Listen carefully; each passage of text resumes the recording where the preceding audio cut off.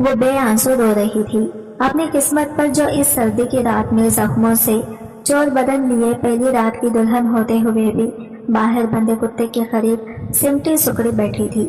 کتے کے بھونکنے پر وہ ایک دم ڈر کر پیچھے ہٹی تو اچانک کسی چوڑے سینے سے ٹکرائی۔ اس نے سر اٹھا کر دیکھا، سامنے ہی دو زانوں اس کا بے رحم شوہر بیٹھا۔ اسے اب بالوں سے پکڑتا بولا، تو بنی ہو کر یہاں آئی ہے، تجھ میں اور اس کتے میں کوئی فرق نہیں ہوگا۔ یہ بولتا ہوا اسے کھینچتا ہوا حویلی کے اندر لے جانے لگا۔ ابھی وہ بیڈ روم میں لے جا کر اس پر جھک کا اپنا کوئی حق جتاتا کہ اچانک شاہزین کو اپنا کلیجہ چیرتا ہوا محسوس ہوا، جب اس کی نظر نکاح خواہ تیسری بار اپنی بات دہرا چکا تھا، لیکن پردے کے اس بات سے اب بھی کوئی جواب نہ ملا تھا۔ ڈیرے میں بیٹھے لوگ ایک دوسرے کی طرف سوالیہ نظروں سے دیکھ رہے تھے۔ ہر چہرے پر پریشانی اور بے چینی کی لکیریں واضح تھی۔ کیا شاہزین یہ نکاح قبول کرے گی، یا وہ اپنی تقدیر کو بدلنے کے لیے آخری لمحے تک لڑے گی، یا سماج کی پرانی رسموں کے آگے سر جھکا دے گی؟ ہر دل میں یہ سوال بجلی کی طرح کوند رہا تھا۔ گاؤں کے بڑے بوڑھے سردار شاہ زمان خان کے ساتھ بیٹھے سبھی سر جھکائے خاموش تھے۔ سردار کی طرف دیکھنے کی کسی میں ہمت نہیں تھی، جیسے سب جانتے ہوں کہ فیصلہ تو ہو چکا تھا، بس اعلان ہونا باقی تھا۔ اچانک اندر سے ایک دبی ہوئی دیگر مضبوط آواز ابھری، قبول ہے، قبول ہے، قبول ہے۔ تین لفظ جیسے تمام شور کے دبانے کے لیے کافی تھے۔ اکبر علی خان کے چہرے پر ایک لمحے میں سکون کی لہر دوڑ گئی، اور ڈیرے میں بیٹھے باقی لوگ کے چہروں پر بھی اطمینان سا نظر آیا۔ لیکن شاہزین کے دل پر کیا گزر رہی تھی یہ کوئی نہ جان سکا۔ وہی شاہزین جس کی آنکھوں میں اپنی زندگی کے خواب سجنے شروع ہی ہوئے تھے، آج رسم و رواج کے بھین چڑھنے والی تھی۔ انہیں ایک اور بیٹی سماج کی سخت اور بے رحم روایات کا شکار ہو گئی تھی۔ اس کے سارے خواب ایک لمحے میں ریزہ ریزہ ہو گئے جب اسے بنی بنا کر دشمن کے حوالے کرنے کا اعلان کیا گیا۔ اس نے بھی سوچا بھی نہ تھا کہ اس کے ساتھ ایسا سلوک ہوگا، کہ اس کی زندگی کا فیصلہ اس کی مرضی کے بغیر کیا جائے گا۔ اس کی ماں جو دلہن کے ساتھ بیٹھی تھی مسلسل آنسو بہا رہی تھی، اور سہیلیاں بھی اس کے درد میں شریک تھی۔ ان کی سسکیاں باہر موجود لوگوں کے کانوں تک پہنچ رہی تھی، لیکن شاہزین کے چہرے پر کوئی تاثر نہیں تھا۔ وہ جیسے بے حس ہو چکی تھی، ایک پتھر کی مورتی بن چکی تھی جس میں کوئی جذبہ باقی نہ رہا تھا۔ وہ فیصلہ تسلیم کر چکی تھی، جیسے اسے کوئی دوسرا راستہ ہی نظر نہ آیا ہو۔ آخرکار یہ فیصلہ کرنے والا اس کا اپنا باپ ہی تھا، وہی باپ جو آج تک گاؤں کی کئی لڑکیوں کو بنی کے نام پر بھی آ چکا تھا۔ آج جب اسے اپنی ہی بیٹی کو دشمن کے حوالے کرنا پڑا، نہ جانے اس کے دل پر کتنے خنجر چلے ہوگے، لیکن اپنی بیٹی کی یہ غلطی کا بدلہ شاہزین کی قربانی سے ہی ممکن تھا، اور سردار شاہ زمان خان کے لیے یہی ایک راستہ بچا تھا۔ نکاح مکمل ہوتے ہی اکبر علی خان کی گرجدار آواز ڈیرے پر گونجی، اسفندیار خان، ونی کو لے کر آؤ، ہمیں چلنا ہوگا، دشمن کے ڈیرے پر ہم مزید نہیں ٹھہر سکتے۔ اسفندیار جیسے ہی پردے کی جانب بڑھا تو ولی اللہ جو پہلے سے ہی چوکس تھا فوراً آگے بڑھا اور اپنی بہن شاہزین کو گھونگھٹ کے اوٹ میں لے کر باہر نکلنے لگا۔ ولی اللہ کو اس بات کا خوف تھا کہ کہیں جذبات میں بہہ کر خاندان کی کوئی عورت شاہزین کے ساتھ باہر نہ نکل آئے، کیونکہ آج کا دن عام دنوں جیسا نہ تھا۔ آج اس ڈیرے پر دشمن کا لشکر باراتی بن کر آیا تھا، وہی دشمن جن کے ساتھ برسوں کی دشمنی آج ایک زخم بن کر ہر دل میں چپ رہی تھی۔ ولی اللہ کی آنکھوں میں آنسو تھے، مگر وہ بے حس ہو کر اپنی بہن کو اس کے نئے غیر محفوظ مستقبل کی جانب لے جا رہا تھا۔ یہ وہی ولی اللہ تھا جس کی جان کے پیچھے اسفندیار اپنی نفرت کا انگارہ سینے میں جلائے پھرتا تھا۔ اسی ولی اللہ کی موت کی پیاس بجھانے کے بجائے آج اس کی بہن کو اسفندیار کے حوالے کر دیا گیا تھا۔ جب ولی اللہ نے اپنی بہن کو اسفندیار کے سامنے لا کر کھڑا کیا تو اسفندیار کی آنکھوں میں جلتی ہوئی نفرت اور شدید حقارت واضح طور پر دکھائی دی۔ اس کے تن بدن میں جیسے آگ بھڑک اٹھی ہو۔ اس کے لیے شاہزین ولی اللہ کی بہن نہیں تھی، بلکہ اس خاندان کا ایک اور فرد تھی، وہی خاندان جس نے اس کے دل میں نفرت اور زخم بھرے تھے۔ شاہزین کے چہرے پر بے بسی اور مجبوری کی پھرچھائیاں تھیں، لیکن اسفندیار کے دل میں اس کے لیے کوئی ہمدردی نہ تھی۔ وہ ولی اللہ سے شدید نفرت کرتا تھا، اور اس نفرت کی آگ میں شاہزین بھی جل رہی تھی۔ اس کے دل میں بس انتقام کی آگ بھڑک رہی تھی، یہ کیسی آگ جو نہ صرف ولی اللہ کو بلکہ اس کے خاندان کو جلا کر خاک کر دینے کی چاہت رکھتی تھی۔ شاہزین نہ ماں سے گلے ملے، نہ باپ کے ملے، نہ باپ کی دعائیں لی، اور نہ ہی سہیلیوں نے اسے رخصت کرتے وقت قرآن پاک کی امان دی۔ वो इन सब रिवायती रस्मों से महरूम मर्दों के बीच घूंघट ओढ़े खामोशी से अपने शौहर के साथ चलती रही। इस शौहर के साथ जिसे उसने कभी नहीं देखा था। वो गाड़ी तक पहुंची तो असफंदयार ने इसे गाड़ी में बिठाया, लेकिन इसकी आंखों में से एक नफरत की आग जल रही थी। असफंदयार के लिए ये शादी महज एक सजा थी। वो तो इस खानदान की परछाई तक से नफरत करता था और अब उसी खानदान की बेटी को अपने साथ गाड़ी में बिठाकर ले जा रहा था। गाड़ी में बैठते ही उसने गुस्से से ड्राइवर को गाड़ी तेज चलाने का हुक्म दिया। इसकी किरदार आवाज सुनकर शाहजीन का दिल जैसे लरज उठा था। वो घूंघट में लेटी खौफ और बेबसी की तस्वीर बनी दिल थामे बैठी थी। गाड़ियों की लंबी कतारें अकबर अली खान के देड़े पर आकर रखी तो असफंदयार को देड़े पर लोगों से मुबारकबाद वसूल करने के लिए कहा गया, जबकि शाहजीन को सीधा हवेली रवाना कर दिया गया। असफंदयार चेहरे पर सख्त तासरात लिए खड़ा था। लोग आते गए इसे मुबारकबाद देते रहे। जब अकबर अली खान ने आगे बढ़कर इसे गले से लगा लिया और मुबारकबाद दी तो असफंदयार की आंखों में गुस्से की चमक और तलखी बाजा थी। वो बोल पड़ा, कैसी मुबारक बाबा, आप मुबारक तब देते जब मैं इनकी बेटी के बजाय वली अल्लाह का सर आपके सामने पेश करता। यही मेरी असल फतह होती। उसके दिल की सारी तलखियां बाहर निकल आई। असफंदयार के लिए वली अल्लाह की मौत ही असल इंतजाम था, लेकिन आज इसे अपनी दुश्मनी के बदले में उसकी बहन को अपनाना पड़ा, जो इसे किसी भी सूरत कबूल न था। अकबर अली खान ने जवाब दिया, नहीं नहीं मेरे बेटे, अगर तुम वली अल्लाह का सर काट कर भी लाते तो इन्हें इतनी तकलीफ का ना पहुंचती जितनी आज अपनी बेटी हमारे घर भी आकर मिली है। तुमने सोचा भी नहीं होगा ये आज की सबसे बड़ी जीत है। अब तो शाहजमान खान अपनी बेटी से मिलने को तरसेगा, पल पल जिएगा और पल पल मरेगा। इनके लिए हर लम्हा एक नई असीयत बनेगा। इससे बड़ी भला क्या सजा हो सकती है। हमने शाहजमान खान की बेटी को बनी बनाकर अपने घर लाया है। आज हमने इनके दिल को चीर कर रख दिया है। अकबर अली खान की बातों में सरदारी की रिवायत और नफसियाती जंग की हुकूमत नुमाया थी। असफंदयार की आंखों में लम्हे भर के लिए एक चमक उभरी, लेकिन दिल में नफरत और इंतकाम की आग अभी भी जल रही थी, जो इसे मजीद बेचैन कर रही थी। शाहजीन को मुलाजमाओं ने असफंदयार के कमरे में पहुंचा दिया था, लेकिन वो पिछले 1 घंटे से वहां अकेली बैठी गम और बेयकीनी के समंदर में डूबी हुई थी। न घर में कोई चहल पहल थी और न ही इसका दूल्हा अभी तक कमरे में आया था। कमरे की खामोशी जैसे इसके दिल की गहराइयों को चीरती जा रही थी और इसका दिल जैसे बोझल हो रहा था। कुछ देर बाद दरवाजा खुला और 2 औरतें अंदर दाखिल हुई। असफंदयार की माँ और दादी जैसे ही वो इसके पास आकर बैठी, सबसे पहला सवाल जो असफंदयार की माँ ने किया वो गुलबानो के बारे में था, जो इसी के भाई की बीवी थी। मेरी गुलबानो कैसी है? शाहजीन ने हैरत से इनकी तरफ देखा, जैसे वो सोच रही हो कि वो खुद इस वक्त किस हाल में है। इसकी किसी को कोई परवाह नहीं। हल्की सी आवाज में इसने जवाब दिया, वो ठीक है। लेकिन इसकी बातों में जो खाली बिन था वो इसकी हालत का ऐनादार था। असफंदयार की दादी ने तसल्ली दी, बेटे घबराना नहीं, यह तुम्हारा अपना घर है। भले तुम यहाँ वनी बनकर आई हो, लेकिन हम तुम्हें कभी दुश्मन की बेटी बनाकर नहीं रखेंगे। तुम तो हमारे असफंदयार की दुल्हन हो, हमारे घर की बहू रानी हो। मगर इन अल्फाज में वो गर्मी नहीं थी जो एक माँ या दादी अपने घर आने वाली नई दुल्हन को देती है। थोड़ी ही देर बाद दरवाजा दोबारा खुला और असफंदयार कमरे में दाखिल हुआ। इसकी माँ ने शाहजीन के चेहरे पर घूंघट गिरा दिया और दोनों औरतें इसे अकेला छोड़कर बाहर निकल गई। जाते हो मैं जाते हुए दादी ने असफंदयार को नरमी से पेश आने की ताकीद की, लेकिन इसके दिल में क्या था यह कोई नहीं जानता था। वो आगे बढ़ा, लेकिन शाहजीन के करीब पहुंचते ही उसने बगैर कुछ कहे इसका बाजू मजबूती से पकड़ा और इसे घसीटते हुए कहीं ले जाने लगा।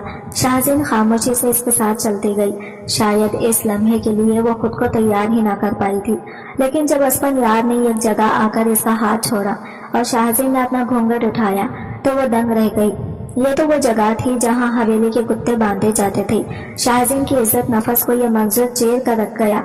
इसकी बर्दाश्त की हद टूट गई और वो बेसाख्ता बोल उठी, ये क्या तरीका है? क्या कोई अपनी दुल्हन के साथ ऐसा सुलूक करता है? इसकी आवाज में बेबसी और दुख छुपा था।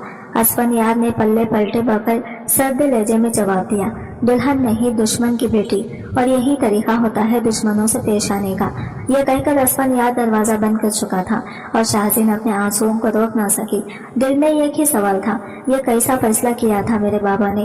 वो अपने फूलों के बिस्तर पर सोने वाली बेटी को अगर इस हाल में देखते तो क्या सोचते? क्या इनकी गैरत गवार करती कि इनकी मासूम बेटी को यह जलील किया जाए? شازن کے آنسوؤں نے جیسے اس کی ساری امیدوں کو بہا دیا تھا اور وہ ایک بار پھر تنہا بے یار و مددگار اس حویلی کے اندھیرے میں کھڑی رہ گئی جہاں اس کے لیے عزت کا کوئی مقام نہ تھا۔ وہ رو رو کر بے حال ہو چکی تھی، اس کے آنسو اب سوکھ چکے تھے، مگر اندر کی ٹوٹ پھوٹ اور اذیت برقرار تھی۔ اس کے قریب کتوں کے بھونکنے کی آواز میں مزید خوف میں مبتلا کر رہی تھی، اور وہ خوف تھی اور وہ خوف سے ایک دم سمٹ جاتی تھی۔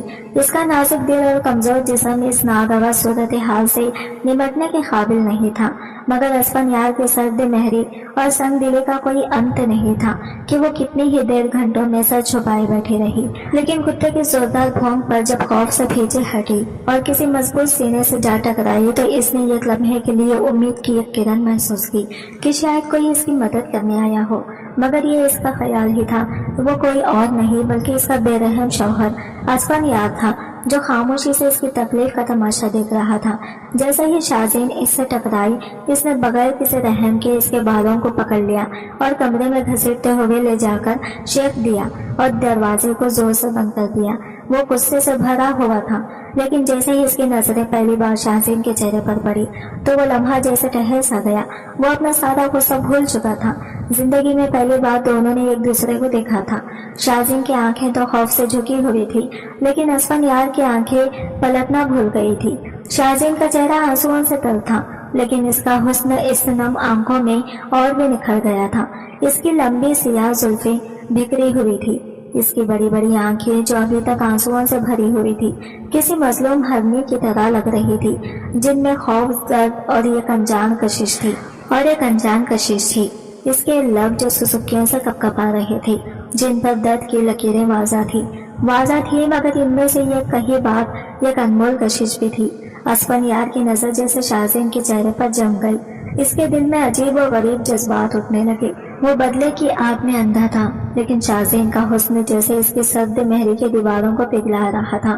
اس کی گلابی گالوں کی لالی نے اس کے دل میں ایک انجانی بے چینی پیدا کر دی تھی۔ شازین کے حسن کا جادو اس کے دل و دماغ میں چھا رہا تھا۔ وہ جس کو ابھی تک دشمن کی بیٹی سمجھ کر نظر انداز کر رہا تھا، آج اس دشمن کی بیٹی کا حسن اس کے جذبات کو جھنجھوڑنے لگا تھا۔ اس کے دل میں آگ بھڑک اٹھی تھی، مگر اب وہ بدلے کی نہیں، ایک نئی چاہت کی تھی۔ اسفندیار کے ہاتھ بے اختیار شازین کے چہرے کی طرف بڑھے۔ اس کا دل چاہا کہ وہ اس کے آنسو پہنچے، لیکن وہ خود کو روکنے کی ناکام کوشش کر رہا تھا۔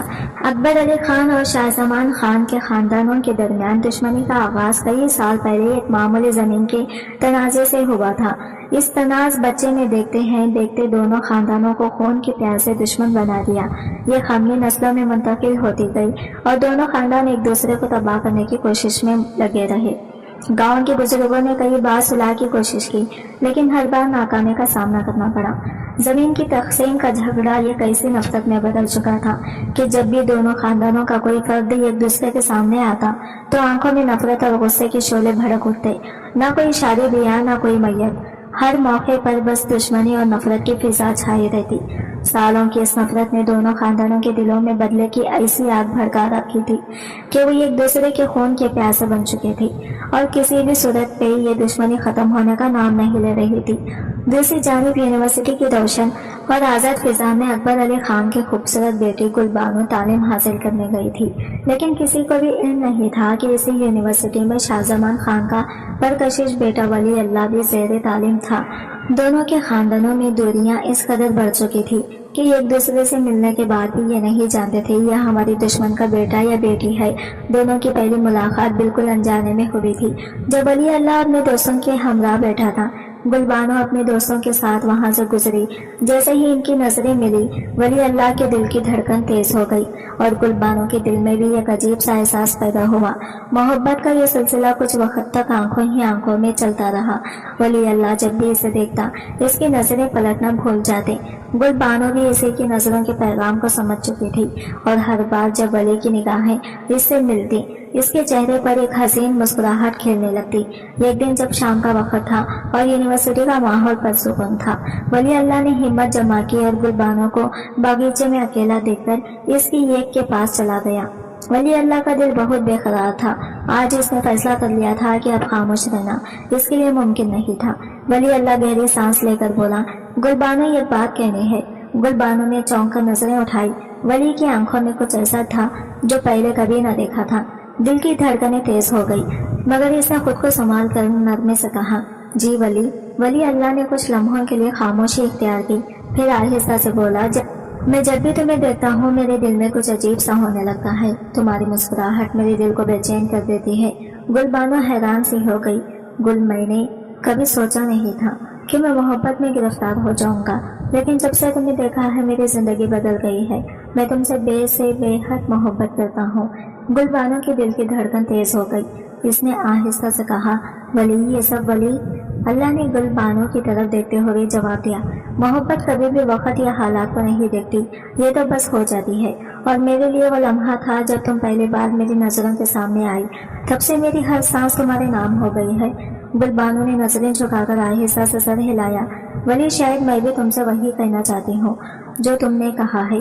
तुम्हारे बगैर ये दुनिया अब अधूरी से लगती है।